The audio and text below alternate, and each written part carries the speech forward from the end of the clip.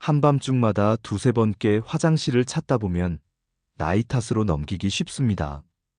그러나 반복되는 깨문 수면의 질을 무너뜨리고 일부에선 콩팥이나 심혈관 위험 신호가 됩니다. 오늘은 방광이 아닌 떠돌이 물과 시간 조절에 초점을 맞춘 해결법을 알려드리겠습니다. 하지만 반복되는 깨문 수면의 질을 무너뜨리고 일부에선 콩팥이나 심혈관 위험의 신호가 됩니다. 충남에서 30년간 내과 의원을 운영해온 김성훈 원장은 야간류를 호소하는 환자분들 중 상당수가 나중에 심각한 진단을 받는다며 우려를 표했습니다. 지난 10년간 의원을 찾은 60세 이상 환자들을 추적 조사한 결과 야간류를 그냥 나이가 들어서라고 넘어갔던 분들 중 상당수가 나중에 콩팥 기능 저하, 고혈압 악화, 심지어는 심장 질환까지 발견되는 경우가 많았거든요. 야간류는 방광만의 문제가 아닙니다. 호르몬 리듬, 수분 재분포, 전립선이나 대사 상태가 얽힌 전신 이슈예요. 밤에 화장실을 가려다 어둠 속에서 발을 헛디뎌 휘청거린 경험 있으시죠? 실제로 65세 이상 어르신들의 낙상 사고 중 많은 부분이 야간 화장실 이용 중에 발생합니다. 새벽에 깨는 일이 반복되다 보니 낮에 졸음이 쏟아져서 손주들과 놀아주기도 힘들어지고 운전 중에 깜빡 졸음이 와서 아찔한 순간을 겪기도 하죠. 밤에 2번 이상 깨서 화장실에 가는 증상이 한 달 이상 지속된다면 이미 의학적으로 치료가 필요한 상태입니다. 충분한 수면을 취하지 못하면 뇌에서 독소를 제거하는 기능이 떨어져서 치매 위험이 높아지고 밤마다 혈압이 올라가는 패턴이 반복되면 심장에도 무리가 갑니다. 특히 저녁에 발목이 붓고 양말 자국이 60분 이상 또렷하게 남는다면 떠돌이 물이 밤에 혈관으로 돌아와 소변량이 늘어날 가능성이 큽니다. 손가락으로 발목을 눌러보면 한참 후에야 원래 모양으로 돌아오는 것도 말초 부종의 증거예요. 위험 신호를 구별해 보세요. 밤중 3번 이상 배뇨가 한 달 넘게 지속되거나 소변에 거품이 많고 색깔이 탁하다면 콩팥 문제를 의심해야 합니다. 발목 부종이 심하거나 갑작스럽게 소변량이 늘었다면 당뇨병 신호일 수도 있어요. 남성의 경우 소변 줄기가 약해지거나 잔뇨감이 있다면 전립선 질환을 점검받아 보셔야 합니다. 이런 증상들이 하나라도 해당된다면 단순히 나이 탓으로 넘기지 마시고 전문의와 상담받아 보시길 권합니다. 의학적으로는 야간에 소변 총량이 늘면 야간 단뇨, 총량은 큰 변화 없는데 횟수만 늘면 야간 빈뇨로 구분합니다. 전자는 수분이나 염분, 호르몬, 심장과 신장 이슈가 원인이고 후자는 방광이나 전립선, 수면 분절의 영향이 큽니다. 이런 구분을 알고 계시면 자신의 상태를 더 정확히 파악할 수 있어요. 끝까지 보시면 오늘 밤부터 바꿀 수 있는 2가지 핵심 루틴을 바로 적용하실 수 있습니다. 구독과 좋아요를 해주셔야 앞으로도 여러분의 건강을 지키는 검증된 의학 정보들을 놓치지 않고 받아보실 수 있습니다. 많은 분들이 착각하시는 게 있는데 야간류를 단순한 방광 문제로만 생각하신다는 점입니다. 사실 이건 우리 몸의 복잡한 시스템 전체와 연결된 문제예요. 정상적인 상황이라면 밤에는 소변을 농축시키는 호르몬이 분비되어서 화장실 가는 횟수가 자연스럽게 줄어들어야 합니다. 그런데 나이가 들면서 이 정교한 시스템에 균열이 생기기 시작하죠. 호르몬 분비가 불규칙해지고 방광의 탄력성도 떨어지며 콩팥에서 소변을 농축하는 능력도 약해집니다. 핵심은 무엇을 마시느냐보다 언제 멈추느냐입니다. 대부분의 야간류는 올바른 방법만 알면 충분히 개선할 수 있는 문제예요. 그 해답은 의외로 간단한 곳에 숨어 있습니다. 작년 가을, 김성훈 원장의 의원을 찾은 70살 장재호 씨의 이야기입니다. 장 씨는 몇 년 전부터 밤에 화장실을 4번 이상 다니는 것을 당연하게 여기고 계셨어요. 주위 친구들도 다 그렇다며 별로 신경 쓰지 않으셨죠.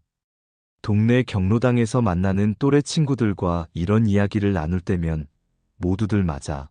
우리 나이 되면 원래 그런 거야 라고 공감했거든요. 장 씨의 밤은 시계 바늘과 함께 시작됩니다. 새벽 2시, 4시, 5시 반. 이 시간들을 가리킬 때마다 어김없이 방광이 신호를 보냈어요. 처음에는 또 깼네 하며 대수롭지 않게 여겼지만 시간이 지나면서 몸에 변화가 생기기 시작했습니다. 아침에 일어나도 개운하지 않고 오전 내내 머리가 무겁고 멍했죠. 전환점은 어느 날 밤에 찾아왔습니다. 평소처럼 화장실에 가려다 어둠 속에서 침실 모서리에 있던 의자에 걸려 넘어진 거예요. 손목을 짚으면서 넘어지는 바람에 손목뼈에 금이 갔습니다. 응급실에서 깁스를 하고 돌아온 장 씨는 그제야 심각성을 느끼기 시작했어요. 깁스를 한 상태에서 밤에 일어나는 것 자체가 위험했거든요.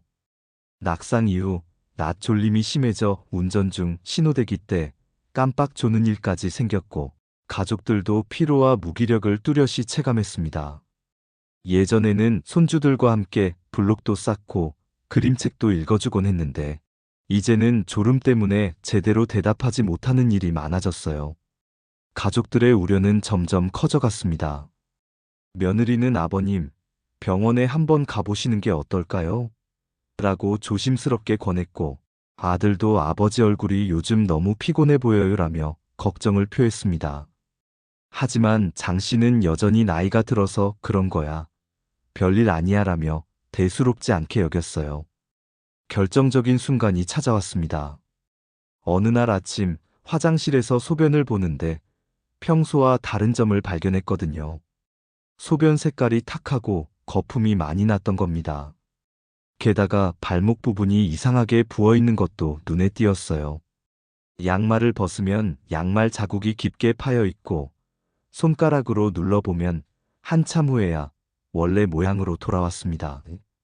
이제야 뭔가 심각하다는 걸 깨달은 장 씨는 가족들의 권유를 받아들여 김성훈 원장의 의원을 찾았습니다. 김 원장은 장 씨의 이야기를 듣고 바로 혈액 검사와 소변 검사, 그리고 혈압 측정을 실시했어요.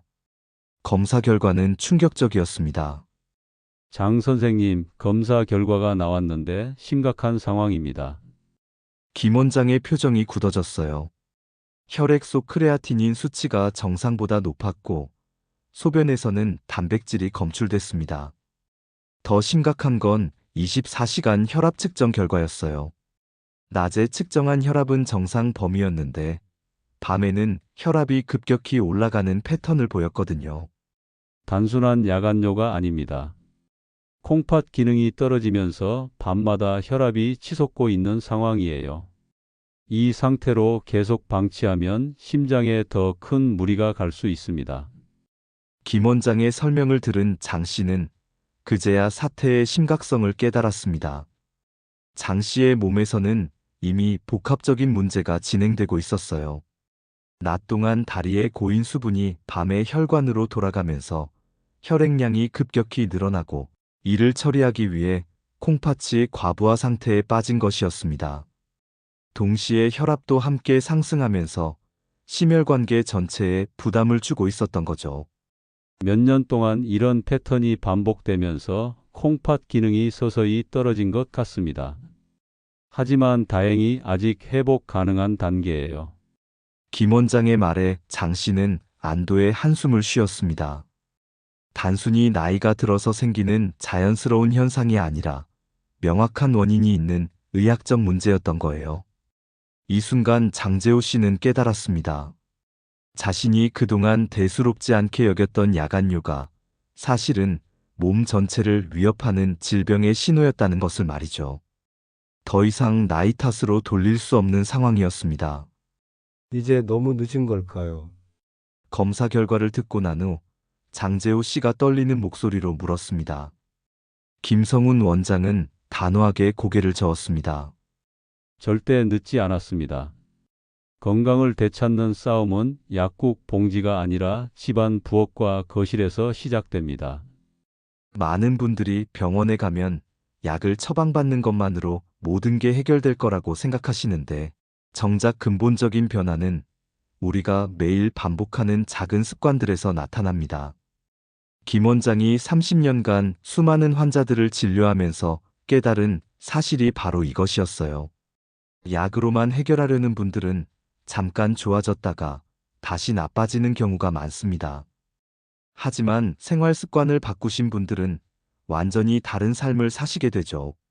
실제로 68세 박정숙 할머니는 처음 하룻밤에 6번씩 화장실에 가셨는데 생활 습관을 바꾼 후 한 달 만에 절반으로 줄어들었거든요. 야간뇨의 진짜 원인은 무엇일까요? 김 원장은 이를 떠돌이 물의 비밀이라고 부릅니다. 나이가 들면서 혈관벽의 탄력성이 떨어지고 특히 다리와 발목 주변 조직에 수분이 고이기 시작합니다. 이게 바로 떠돌이 물이에요. 낮 동안에는 중력의 영향으로 이 떠돌이 물이 발목과 종아리 아래쪽에 머물러 있습니다. 그래서 저녁 무렵이 되면 신발이 조여오는 느낌이 들거나 양말 자국이 깊게 파여 있는 거예요. 침대에 누우면 다리에 고였던 수분이 혈관으로 돌아오며 혈액량이 늘고 콩팥이 이를 소변으로 배출하려 해 밤에 소변이 늘어납니다. 장재호 씨도 고개를 끄덕였습니다. 맞습니다. 요즘 저녁만 되면 다리가 무겁고 신발이 꽉 끼는 느낌이 들었어요. 자신의 몸에서 일어나고 있던 변화의 원인을 이제야 정확히 알게 된 거죠. 그럼 이 떠돌이 물 문제를 어떻게 해결해야 할까요? 김 원장의 답은 의외로 간단했습니다. 해결책의 핵심은 언제에 있습니다. 무엇을 하느냐가 아니라 언제 하느냐가 중요해요. 여기서 김 원장이 개발한 해질 무렵 통제법이 등장합니다. 이 방법의 원리는 떠돌이 물이 밤에 혈관으로 돌아가기 전에 미리 처리해버리는 것입니다. 첫 번째 원칙은 수분 섭취 시간을 조절하는 거예요. 많은 분들이 야간뇨를 막으려면 물을 적게 마셔야 한다고 생각하시는데 그건 완전히 잘못된 접근법입니다. 오히려 낮에는 충분히 마시고 해질 무렵부터 줄여나가는 것이 핵심이에요. 두 번째 원칙은 떠돌이 물을 미리 순환시키는 것입니다. 잠자기 전에 다리에 고인 수분을 심장 쪽으로 미리 올려보내서 낮 시간에 처리하도록 유도하는 거예요. 이렇게 하면 밤에 갑자기 혈액량이 늘어나는 것을 방지할 수 있습니다. 이 간단한 두 가지 원칙만 제대로 지켜도 놀라운 변화를 경험할 수 있다고 김 원장은 강조했습니다. 수많은 환자분들이 이 방법으로 완전히 새로운 삶을 살게 되셨습니다. 복잡한 약물 치료나 수술이 아니라 생활 습관 하나만 바꾸면 되는 거죠. 장재호 씨가 궁금한 표정으로 물었습니다. 그럼 구체적으로 어떻게 실천해야 하나요? 김 원장이 미소를 지었습니다. 지금부터 그 방법을 자세히 알려드리겠습니다. 오늘 밤부터 당장 시작할 수 있는 아주 간단한 방법들이에요. 핵심은 언제 멈추느냐입니다. 먼저 수분 섭취 시간표를 만들어 보세요. 아침 7시부터 오후 4시까지 9시간 동안 6컵에서 8컵을 나누어 마시되 갈증이나 체중에 맞춰 조절하세요. 이 시간대에는 의식적으로 충분히 드시는 게 좋습니다. 오후 4시부터는 완전히 다른 전략이 필요해요. 해가 기울어지기 시작하는 이 시간부터는 서서히 감속해야 합니다. 오후 4시부터 저녁 6시까지는 물 섭취량을 절반으로 줄이세요. 저녁 식사 때는 염분을 평소의 50%에서 70% 수준으로 낮추는 것이 야간 단뇨에 유의미합니다. 국물이나 젓갈, 가공식품을 줄이고 물이나 차도 작은 컵으로 조금씩만 마셔주세요. 특히 저녁 9시 이후에는 목이 말라도 입만 축이는 정도로만 하세요. 카페인과 알코올은 방광 자극과 이뇨를 유발하므로 오후 3시 이후는 피하는 것이 좋습니다. 처음 일주일 정도는 불편하실 수 있지만 우리 몸은 빠르게 적응해요. 두 번째는 다리 순환 관리입니다. 잠들기 60분 전에는 다리에 고인 수분을 위로 올려보내는 시간이에요. 침대나 소파에 누워서 복사뼈 높이가 심장보다 약간 높게 베개 한두 개를 이용해서 올려놓으세요. 이 자세를 10분에서 15분간 유지하면 됩니다. 발목부터 종아리, 무릎 방향으로만 부드럽게 쓸어 올리는 마사지를 해주세요. 반드시 아래쪽에서 위쪽으로 심장을 향해서 마사지해야 해요. 압통이 있으면 압력을 줄이고 부드럽게 쓰다듬는 정도면 충분합니다. 발목 운동도 효과적입니다. 시계 방향으로 10번, 반시계 방향으로 10번씩 돌리시고 발가락을 몸쪽으로 당겼다가 발등 쪽으로 펴는 동작도 10번 정도 반복하세요. 발목 펌핑과 발가락 굴곡 운동을 두세 세트 실시하면 종아리 근육을 자극해서 혈액순환을 도와줍니다. 세 번째는 저녁 활동 패턴 조절입니다. 저녁 식사 후에는 바로 소파에 눕지 말고 집안을 10분 정도 천천히 걸어보세요. 하루 종일 꽉 끼는 양말을 신었다면 집에서는 벗고 지내거나 느슨한 면양말로 갈아 신으세요. 중요한 주의사항이 있습니다. 이뇨제를 복용 중이거나 신부전, 만성 콩팥병 진단을 받은 분들은 수분이나 저녁, 루틴을 바꾸기 전에 반드시 주치의와 조율하세요. 타이밍이 가장 중요합니다. 이 모든 동작들을 잠자기 정확히 1시간 전부터 시작하세요. 너무 일찍 해도 효과가 떨어지고 너무 늦으면 잠들기 어려워질 수 있어요. 김 원장이 강조한 것은 꾸준함이었습니다. 하루 이틀로 극적인 변화를 기대하지 마세요. 보통 일주일 정도부터 변화가 느껴지기 시작하고 한 달 정도 꾸준히 하시면 확실한 개선을 경험하실 수 있습니다. 중요한 건 매일 같은 시간에 멈추고 같은 시간에 순환시킨다는 리듬의 회복이에요. 장재호 씨가 물었습니다. 오늘 밤부터 당장 시작해도 될까요? 물론입니다. 특별한 준비물도 필요 없고 돈도 들지 않는 방법들이에요. 김 원장은 마지막으로 당부했습니다. 이 방법들은 마법이 아니에요. 하지만 우리 몸의 자연스러운 리듬을 회복시켜주는 과학적인 방법입니다. 포기하지 마시고 꾸준히 실천해 보세요. 김성훈 원장의 조언을 들은 장재호 씨는 반신반의하면서도 그날 밤부터 바로 실천해 보기로 했습니다. 다른 선택의 여지가 없었거든요. 그동안 너무 고생했으니까 뭐든 해볼 가치가 있다고 생각했어요.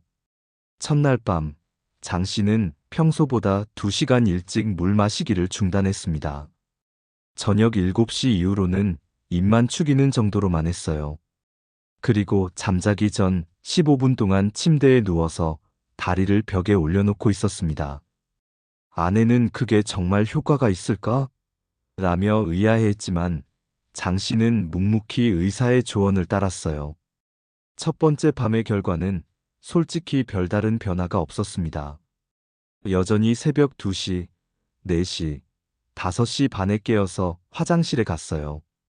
역시나 하루 만에 바뀔 리가 없지라고 생각하면서도 포기하지 않고 계속 실천했습니다. 사흘째 되는 밤, 작은 변화가 생겼어요. 평소 같으면 새벽 1시 반쯤 첫 번째로 깨는데 그날은 새벽 2시 반까지 깨지 않고 잔 거예요. 겨우 1시간 차이지만 장 씨에게는 희망의 신호였습니다. 일주일이 지났을 때 더 확실한 개선이 나타났습니다. 밤에 일어나는 횟수가 4번에서 3번으로 줄어든 거예요. 더 중요한 건 아침에 일어날 때 느낌이 달라졌다는 점이었어요. 예전에는 아침에 일어나도 피곤하고 머리가 무거웠는데 이제는 조금씩 개운함을 느끼기 시작했습니다. 여보, 내가 좀 덜 피곤해 보이지 않아? 장 씨가 아내에게 물었을 때 아내도 그러게 얼굴색이 좋아진 것 같네라고 답했어요. 작은 변화였지만 가족들도 느낄 수 있을 정도였거든요. 2주일째가 되었을 때 정말 기적 같은 일이 벌어졌습니다. 어느 날 밤, 장 씨는 새벽 4시에 깨어서 시계를 보고 깜짝 놀랐어요. 그날 밤 처음 깬 거였거든요. 10년 만에 처음으로 4시간 이상을 깨지 않고 잤다는 사실에 스스로도 믿기지 않았습니다. 그날 아침 장 씨는 완전히 다른 사람이 된 기분이었어요. 머리가 맑고 몸도 가벼웠습니다. 평소 같으면 아침 식사 후에 소파에 앉아서 졸음과 싸우기 바쁜데 그날은 신문을 끝까지 다 읽을 수 있었어요. 할아버지, 오늘 뭔가 다르게 보여요. 놀러 온 손주가 한 말이었습니다. 그날은 손주들과 1시간 넘게 블록놀이를 할 수 있었어요. 아이들도 신이 나서 할아버지가 안 졸아 라며 좋아했습니다. 가장 극적인 변화는 혈압이었어요. 2주일 후 병원에서 혈압을 재어보니 평소보다 상당히 떨어져 있었거든요. 김성훈 원장도 이렇게 단기간에 좋아질 줄은 몰랐다며 기뻐했습니다. 한 달이 지난 후 장 씨의 삶은 완전히 새로워졌습니다. 밤에 화장실에 가는 횟수가 한두 번으로 줄어들었고 가끔은 아침까지 한 번도 깨지 않고 자는 날도 있었어요. 혈압약도 한 알줄일 수 있었고 무엇보다 낮에 졸음이 쏟아지는 일이 거의 사라졌습니다. 정말 믿기지 않습니다. 이렇게 단순한 방법으로 이런 변화가 있을 줄 몰랐어요. 장 씨가 김 원장에게 감사 인사를 전할 때 의사는 이런 말을 해주었습니다. 장 선생님의 방광은 죄가 없었어요. 문제는 다리의 고인 수분이었던 거죠. 이 한마디가 장 씨에게는 큰 깨달음이었어요.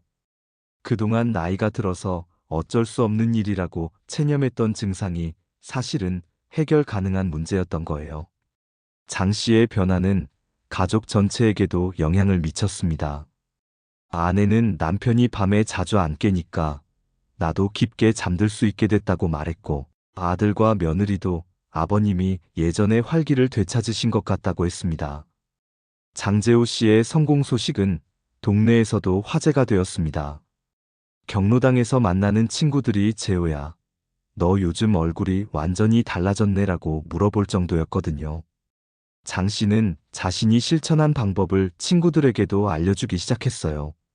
72세 이웃집 김병수 할아버지도 장 씨의 조언을 듣고 따라해보기 시작했습니다. 보름 만에 나도 밤에 덜 깨게 되었다며 놀라워했어요. 김성훈 원장도 장 씨의 성공 사례에 힘입어 더 많은 환자들에게 이 방법을 권하기 시작했어요. 10명 중 8명 이상이 뚜렷한 개선 효과를 보였습니다. 이 루틴만으로도 일주일부터 깸 간격이 늘고 2주일 전으로 횟수가 한두 번 줄어드는 분들이 많습니다. 중요한 건 매일 같은 시간에 멈추고 같은 시간에 순환시킨다는 리듬의 회복입니다. 야간류는 노후의 당연한 불편이 아닙니다. 원인을 제대로 이해하고 올바른 방법으로 접근하면 얼마든지 개선할 수 있는 문제예요. 오늘 밤부터라도 시작해보세요. 해질 무렵 이후 물 섭취를 조절하고 잠들기 전 간단한 다리 관리를 실천해 보시기 바랍니다. 단 2주일만 꾸준히 해보세요. 평화로운 잠과 활기찬 아침이 여러분을 기다리고 있습니다. 여러분의 건강하고 지혜로운 삶을 다담지혜가 응원합니다. 끝까지 시청해 주셔서 감사합니다.